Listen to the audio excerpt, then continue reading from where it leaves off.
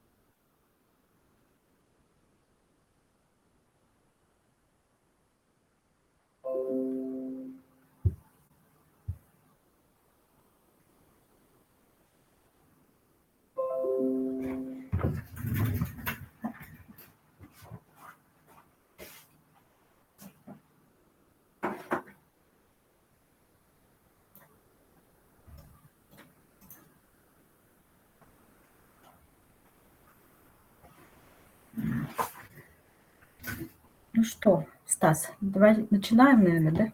Да, можно начинать. Мгм. Доброе утро, уважаемые коллеги. Наверное, мы уже начнем. Я думаю, все, кто хотел, уже подключились.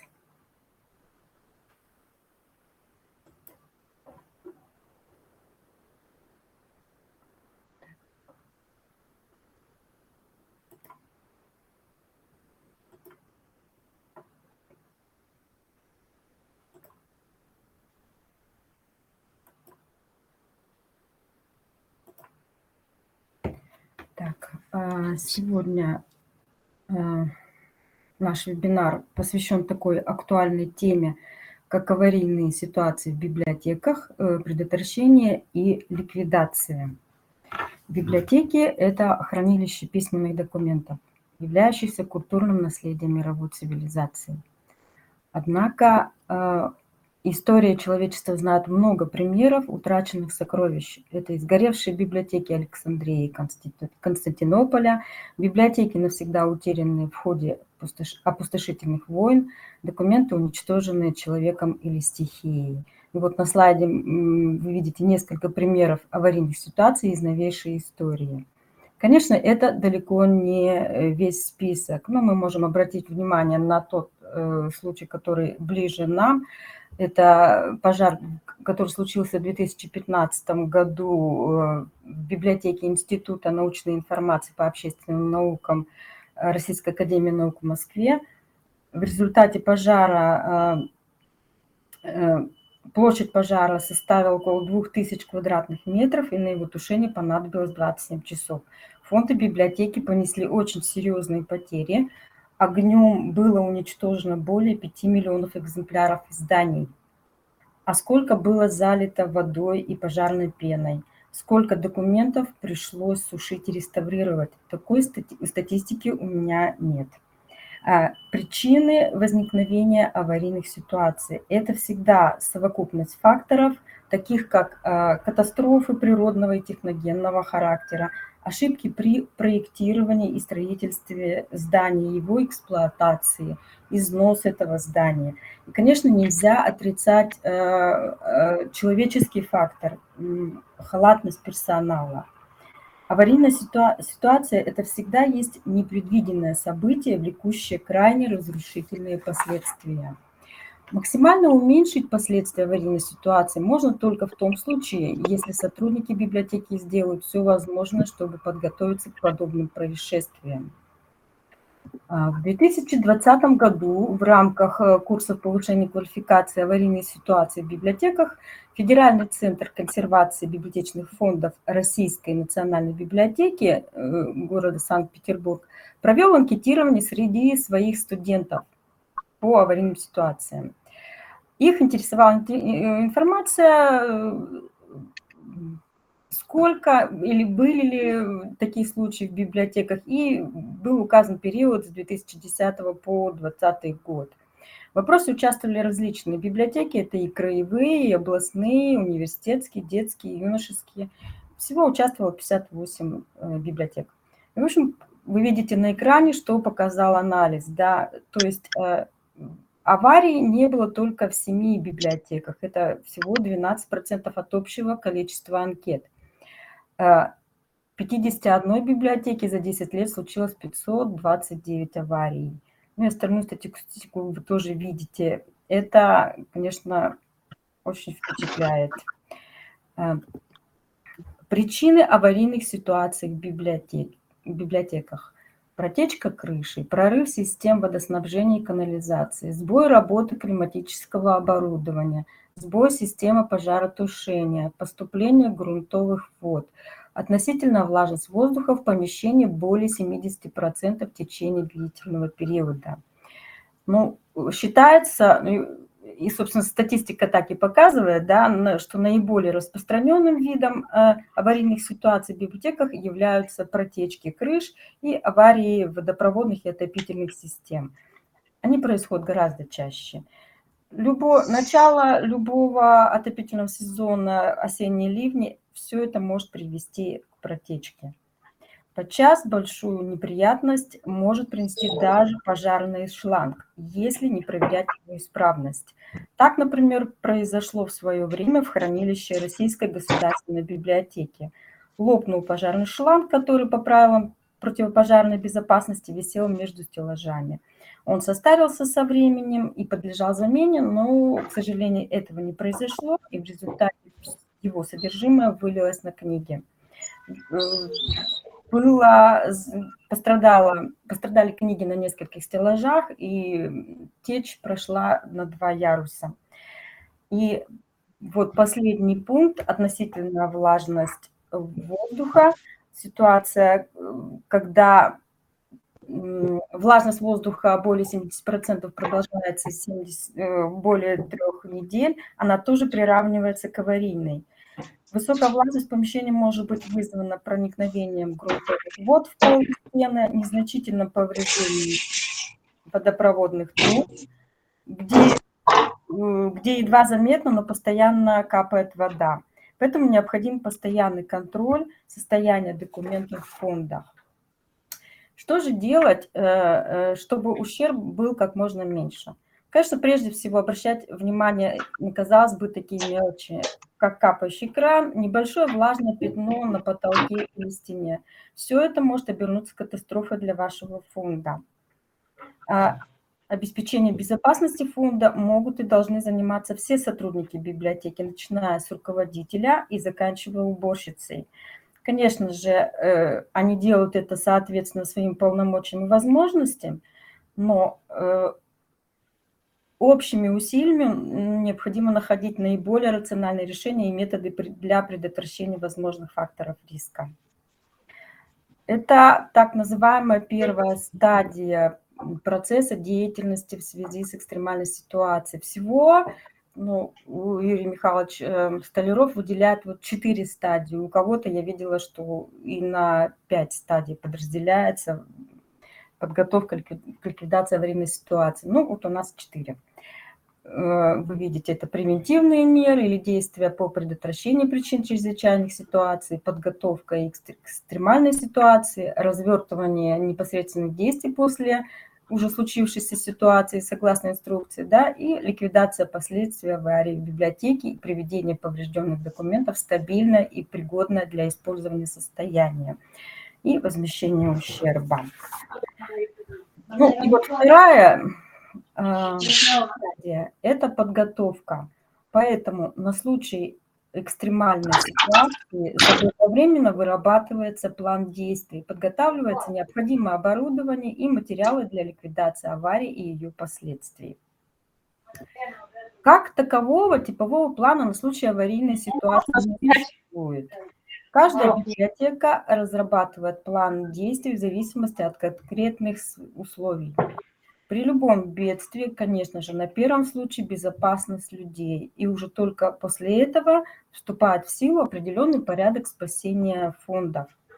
Несмотря на то, что бедствия и ликвидация их последствий разыгрываются по различным сценариям, конечным результатом почти всегда является повреждение водой или водой и огнем. И, как правило, вопрос, что делать, звучит только после того, как бедствие произошло. Предупредить его, и если оно все-таки произошло, в значительной степени уменьшить ущерб позволяют профилактически и заранее спланированные меры. Поэтому цель нашего плана по возможности предотвратить аварии и минимизировать ущерб, если авария произошла. Каким должен быть план? Конечно же, он должен быть конкретным, четким и кратким. На чтение каких-то объемных опусов у нас просто не будет времени. В плане описывается техническое состояние конкретной библиотеки, то есть здесь прописываются, указываются наиболее уязвимые места, представляющие угрозу режиму хранения документов. Кровля, стены, наличие подвальных чердачных помещений и еще какие-то ваши особенности, которые нужно обращать внимание. План содержит перечень документов приоритетного спасения. О них мы чуть ниже еще скажем. Включает все этапы планирования, различные говорят, двигаться больше. Двигайся. 5 километров проходить. Да, проходи. Вон написано в газете. Должны быть расписаны действия на любой вид аварии, которая может произойти в вашей библиотеке. Пожар, протечка, наводнение, возможно, это даже землетрясение, если ваше поселение находится на тектонической плите. План также содержит инструктивный материал и применительно именно к вашей данной библиотеке. В том числе здесь описывается процесс восстановительных работ и процесс оценки ущерба. Все операции приводятся в виде инструкций в отдельных приложениях. Например, здесь может быть инструкция по действию сотрудников библиотеки в случае аварийной ситуации, инструкция по сушке документов, инструкция по размещению документов после аварии. План и копии плана должны храниться в разных отделах или помещениях вашей библиотеки, чтобы к ним был доступ. Мониторинг состояния книгохранилищ документов должен проводиться регулярно в ходе каждодневной текущей деятельности. Например, все сотрудники обязаны соблюдать требования правил безопасности и внутреннего распорядка, где должны быть прописаны требования безопасности по окончании ежедневной работы. А именно, вы закрываете отдел рабочего дня, следует, конечно же, тщательно проверить помещение, закрыть окна, посмотреть, нет ли оставленных посторонних предметов, свертков, выключить электроприборы и свет, и убедившись, что все в порядке, уже закрыть помещение. Ну и сдать ключи там в охрану, сторожу, или включить сигнализацию, если таковая имеется. Ну, давайте представим, что в библиотеке протекла крыша. Какие документы пострадают в первую очередь и больше всего? Ну, поскольку это здесь уже выведено на экран, вы можете, ну, может быть, у вас какие-то другие варианты возникнут, да?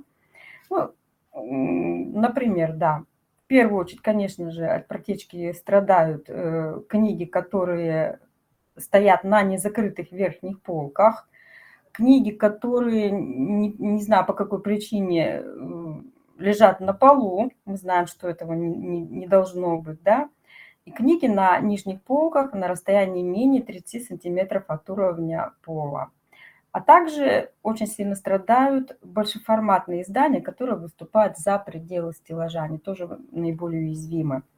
К сожалению, мы не обращаем на какие-то вещи внимания. Да. Ну вот нам, например, когда мы расставляем, нам кажется, чем больше мы книг разместим на стеллаже, то и хорошо. Но на самом деле для этого есть какие-то, в общем-то, и предпосылки. Это как бы не просто так. При плотной расстановке документов в хранилище в случае затопления такие книги при плотной расстановке меньше пострадают, так как проникновение воды будет происходить намного медленнее, а количество поглощенной воды меньше. Вот вы видите тоже на экране, что книги на обычной бумаге в таком случае страдают в 2 раза меньше, да, а книги медленнее, а книги на мелованной бумаге в 5 раз. Все ценные документы, конечно, должны храниться предпочтительно в одном месте для оперативной эвакуации. Еще лучше, если редкие ценные издания прошли фазовую консервацию, то есть они хранятся в специальных папках или коробах, находясь при этом еще и в шкафах или сейфах. Это вообще идеальный вариант. Это, опять же, поможет замедлить или предотвратить попадание воды на сами документы. Информацию о местоположении документов приоритетного спасения. Именно так мы и называем наши ценные издания. И для каждой библиотеки они могут быть разные. Где-то это год издания, где-то это век издания, где-то предпочтение дается материалам, на которых сама книга напечатана. Это могут быть рукописные издания местных авторов, редкие фотографии из истории библиотеки, поселения или местности, да? Это вы сами определяете на месте, что для вас самое ценное. Все это указывают на плане и в рабочей документации. Кроме того, пометки делаются и на тех стеллажах и шкафах, на которых расставлены эти книги, для того, чтобы оперативно их эвакуировать. Ну вот, план мы написали. А дальше что? Мы продолжаем работать и надеемся, что ничего не произойдет. Ну, нет, у нас не может быть такого. Тем более у нас есть план и нет никаких чрезвычайных ситуаций. Ну вот представьте, проходит время, в библиотеке, например, случился ремонт. Либо вы захотели фонд разместить по-другому, перенесли в другое помещение. Или уволился сотрудник, отвечающий за сохранность фонда. Ну, я знаю, что это часто сотрудник отдела комплектования, да, в муниципальных библиотеках. Либо такое счастье, вам подарили шикарную книжную коллекцию. И тут авария. Кто помнит про план? Где этот план? Где расставлены книги, которые нужно спасать в первую очередь? Начинается хаос, паника. Хорошо, нашли план. А в плане все совсем уже не так, как уже в вашей обновившейся, изменившейся библиотеке. Поэтому Поэтому нам необходимо периодически уточнять и вносить все изменения, то есть актуализировать информацию и в планы помещений с обозначением рубильников, и в списке документов с приоритетами по спасению. Обновляем список адресов и телефонов ответственных лиц, телефоны аварийных служб. Уточняем наличие дополнительного оборудования, обновляем инструкции. Ну, вот на этом слайде вы видите, ну, это, так скажем, такой список людей, которых мы можем и должны в первую очередь вызывать, если у нас случилась чрезвычайная ситуация. У вас, может быть, какие-то будут другие варианты, вряд ли у вас будет консерватор, реставратор, да, ну, возможно, какие-то дополнения еще, да. И вы видите, какую информацию, в общем-то, надо там указывать. То есть это и фамилия, имя, отчество, должность, телефоны, домашний адрес, и даже время, за которое человек может прибыть. И еще, наверное, координаты человека, к которому можно обращаться, если не удастся с ответственным лицом связаться. Ну и планируя время отпуска, тоже здесь можно указать. Возле телефона должен быть список служб, о которых необходима информация в случае чрезвычайной ситуации. Именно возле телефона, чтобы не искать где-то в попыхах. Пожарная служба, скорая помощь, экстренная водопроводная служба, милиция, служба ГО, ЧС. Ну и, возможно, потом вы тоже поймете, почему, можно указать координаты организации, имеющей холодильную установку. План местонахождения обязательно должен быть, где находится электрический рубильник, водопроводный вентиль, система оповещения, где размещены пожарные огнетушители и их характеристики, какого класса у вас эти огнетушители, как им пользоваться и что тушить, можно ли применять их для книг. Должны быть указаны места, предполагаемые для эвакуации и сушки документов, пакеты первой помощи, наличные деньги, может быть, это портативный генератор. И, конечно же, обязательно с указанием мест хранения ключей от помещений, где все это содержится, поскольку, может быть, и нет сторожа у вас в библиотеке. Так. В подготовительный период необходимо сформировать так называемую аптечку скорой помощи на случай аварийных ситуаций, куда будут входить оборудование и материалы. Ну, вы, может быть, бывает такая возможность, приобретаете какое-то оборудование в библиотеку, может быть, у вас есть спонсор, или заранее вы узнаете, у кого можете такое оборудование взять на время, да, возможно, даже заключить такой договор о предоставлении оборудования в случае чрезвычайной ситуации. Ну, вот вы видите необходимое оборудование, это тоже примерный такой список. Но хочу заметить, что предпочтительно, конечно же, все оборудование хранить в определенном месте, а не то, что у вас осушитель стоит в одном помещении, фонарик где-то у кого-то в столе, контейнеры, мешки, они не куплены, вентилятор сломан или еще что-то, да, и где-то в кладовке. Конечно же, нужно систематически проверять работоспособность и годность любого оборудования для их успешного применения. Это, еще раз говорю, это рекомендуемый набор оборудования, все зависит от ваших возможностей и ресурсов.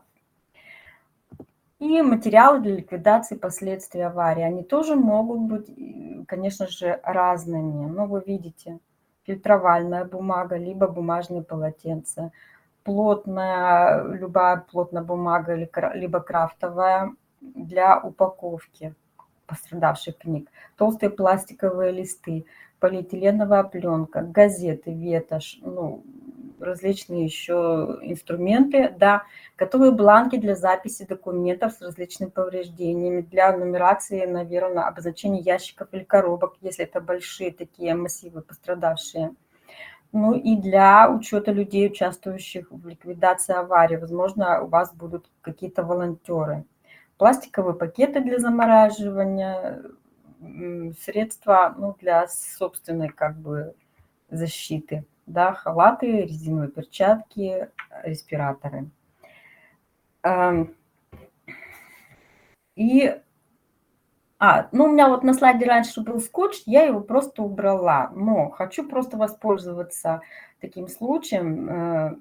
Скотч, если вы будете, ну, захотите применять, то только, наверное, для упаковки в коробки, для укрепления этих коробок, да.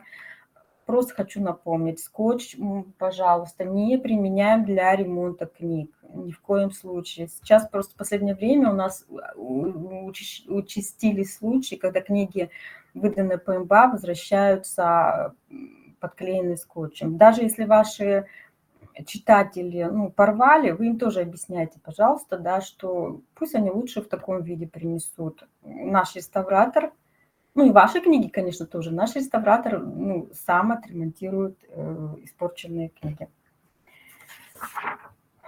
Так, вот, авария произошла. И нам нужно приступать к ликвидации ее последствий. Что делать, с чего начать? В этом нам как раз и должны помочь инструкции плана. Ну, поскольку мы говорим о повреждении водой, ну, однако перед тем, как приступить к непосредственно... Да, простите, немножко. Поскольку мы говорим о повреждении водой, сейчас мы должны книги просушить. Однако перед тем, как приступить к непосредственной сушке документов, мы задаем себе вопрос, а все ли книги необходимо сушить? Здесь на этом этапе вы должны определить свои приоритеты. Может быть, этот объект можно заменить, докомплектовать. Возможно, у вас есть дуплетные издания в фонде. Будет ли стоимость замены больше стоимости восстановления этого объекта? Возможно, этот объект есть в другой форме или формате.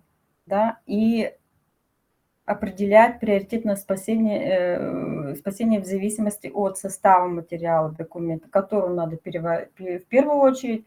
Ну, допустим, если у вас есть книги с неводостойкими, написано неводостойкими чернилами, да, либо документы могут еще какое-то время подождать. Помещение, куда переправляют поврежденные водой книги, должно быть хорошо вентилируемым и иметь электрические розетки. Для работы с документами целесообразно установить столы, стеллажи, полки, на которых расставляются влажные книги. Можно натягивать веревки для сушки брошюр и тонких книг, это допускается, да, но только если они в обложках со швейным скреплением, прошу прощения. Бумага и материалы переплета адсорбируют воду в количестве примерно равном 60-70% их массы. И в результате намокания переплет деформируется и отстает от книжного блока. Считается, что наиболее подвержены повреждению плесневыми грибами переплеты из кожи и пергамента. Однако современные переплетные материалы в указанных условиях также быстро деформируются и повреждаются грибами. Если объем поврежденных документов слишком велик и ясно, что в течение 3-5 дней сушка не справится, необходимо заморозить намокшие документы. Замораживание гарантирует стабильность бумаги поврежденных книг, дает время для оценки ситуации и принятия взвешенных решений. Документы можно хранить в таком состоянии до тех пор, пока появится возможность их высушить. Эффективность спасения документов в аварийной ситуации зависит в первую очередь от скорости сушки, поскольку для пострадавших от воздействия воды материала основную угрозу представляют поражение микроорганизмами. Еще раз повторюсь. Ну, здесь вы видите, ну, существуют и используют различные варианты сушки. Вот на экране вы видите Какие? Радиационная с применением инфракрасных излучателей, радиационно-конвективная, диффузионная, конвективная и способ размораживания. На двух первых мы не будем останавливаться, так как здесь применяется специальное оборудование, которое, в общем-то, есть, наверное, только в федеральных, центральных наших библиотеках. Перейдем к тем, которые нам доступны. Диффузионная сушка. Этот способ очень практичен и дешев. Фильтровальную бумагу вкладывают между несколькими листами, начиная с конца книги. Если помещать много листов, корешок выгнется и вся книга деформируется. Также фильтровальную бумагу помещают внутрь со стороны передней и задней крышек. Закрыв книгу, ее кладут на несколько листов впитывающей бумаги.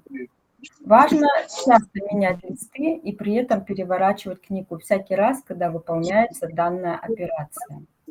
Некоторые книги можно оставить раскрытыми в веерообразном виде на сутки. Не до конца просохшие можно положить под мелкий пресс. 2 книги корешками в одну сторону, 2 в другую, и под собственным весом они выпрямятся. Диффузионная сушка применима и к самому трудному для просушивания виду носителя мелованной бумаги. Если под воздействием грязной воды бумага загрязнилась, документ промывают под проточной водой. Склеившиеся листы мелованной бумаги разъединяют, погрузив книгу в воду и дождавшись, когда эти листы будут легко отделяться один от другого. После этого между ними прокладывают промокательную бумагу или фильтровальную. По мере увлажнения ее надо тут же менять на новую, иначе она прилипнет к каолину и крахмалу, которыми насыщен верхний слой мелованной бумаги. Использованную фильтровальную бумагу, в свою очередь, тоже просушивают, и после чего ее можно использовать снова и снова при необходимости. При недостатке фильтровальной бумаги или ее отсутствии, и, конечно, мы тоже должны позаботиться о том, что бумага такая должна припасена заранее, да, можно применять и бумажные полотенца, и бумажные салфетки. Также, если нет этого под рукой, мы при их отсутствии пользуемся списанными, подчеркиваю, не перепутайте со своим собственным фондом, но непременно сухими и чистыми газетами. Газетная бумага самая гигроскопичная после специальной фильтровальной. Конечно же, прежде чем использовать газеты для просушивания мелованной бумаги, необходимо убедиться, что газетный текст не отпечатывается на документе. Да? В противном случае ваши усилия будут напрасны. Книга будет уже испорчена. Вот здесь книга на мелованной бумаге, пострадавшая от воды нашего фонда. Она, конечно, уже списана, и я ее уже не в первый раз показываю. Возможно, кто-то даже видел. Но, к счастью, других объектов у меня нет. Не было у нас таких аварий, где книги на мелованной бумаге могли пострадать. Работа с мелованной бумагой, она самая трудная, но, как вы знаете, помните, да, на ней напечатаны самые ценные издания, какие-то подарочные альбомы по искусству. Так, следующая сушка – это конвективная. Обдув документов нагретым воздухом. Для этого с помощью приборов, тепловентиляторов, промышленных фенов обеспечивают циркуляцию теплого воздуха в зоне сушки. Бытовыми фенами сушить не рекомендуется, тем более если это большой объем пострадавших документов, потому что он просто не выдержит нагрузки, сгорит. Оборудование должно находиться на таком расстоянии от документов, чтобы поток воздуха не мог их повредить.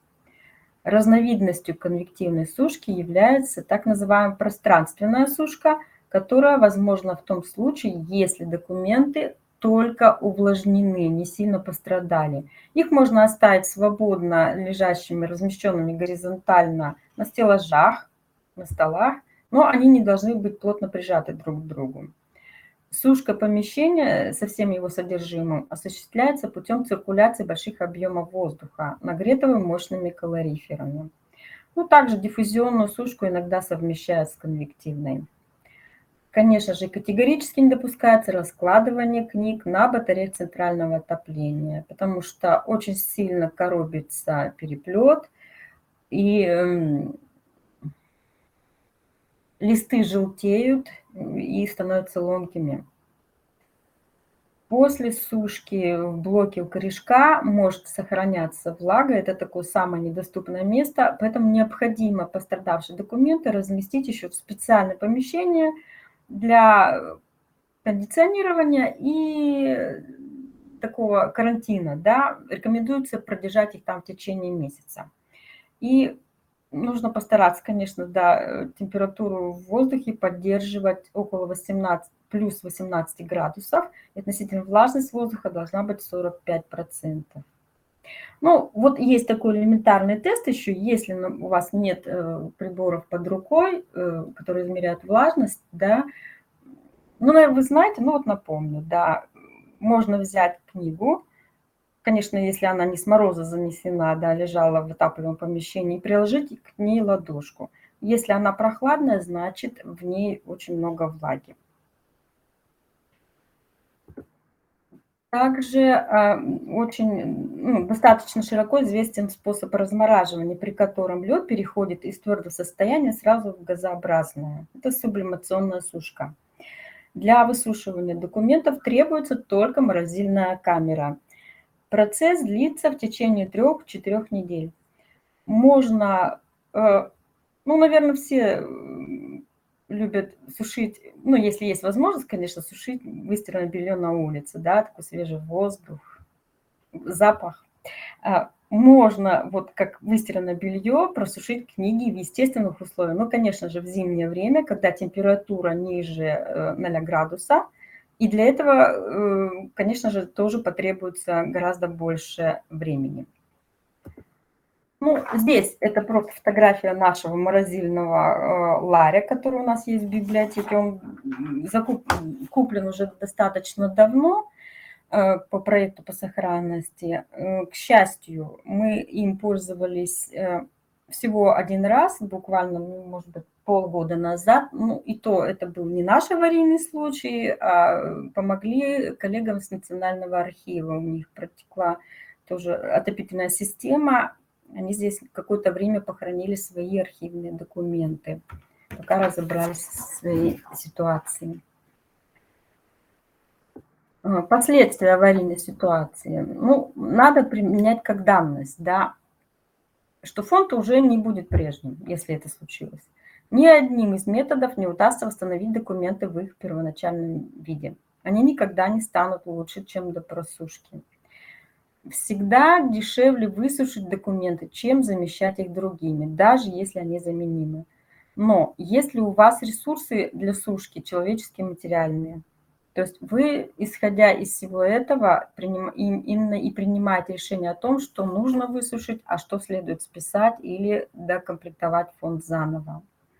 Аварии, какими бы они ни были масштаба, сами по себе очень, конечно же, плохое явление. Но практические наработки во время прохождения через ту или иную аварийную ситуацию и приобретаемый при этом опыт можно считать бесценным в арсенале библиотекарей-профессионалов. Важно также постоянно проводить обучающие занятия с сотрудниками библиотеки. Занятия можно проводить в любом формате. Можно проводить в игровой форме, раздав различные роли сотрудникам, да, где рядовой сотрудник будет выступать в роли директора библиотеки, директор библиотеки в роли завхоза, да. То есть можно поиграть. Можно разработать такое небольшое тестирование на знание, есть ли у нас оборудование, какое, где оно хранится, какие у нас материалы, какими материалами мы располагаем, кому позвонить в первую очередь, ну и так далее. Можно устраивать учебные тренировки, да, вот объявили аварийную ситуацию, и что ваши сотрудники будут делать. Авария в библиотеке, независимо от причины ее возникновения, как правило, неожиданна и приводит к повреждению и утрате документов. Поэтому существенной частью обеспечения сохранности фондов, которая должна выполняться библиотекой любого типа, является планирование мероприятий на случай бедствия. Составленный и проработанный план позволит эффективно реагировать на аварийную ситуацию, предотвратить или свести ее к минимуму возможный ущерб. Пожалуй, это все. Спасибо за внимание и терпение. На экране вы видите электронную почту, по которой вы можете всегда обратиться, если у вас возникнут какие-либо вопросы по сохранности вашего фонда. Всегда отвечу. Спасибо еще раз за внимание.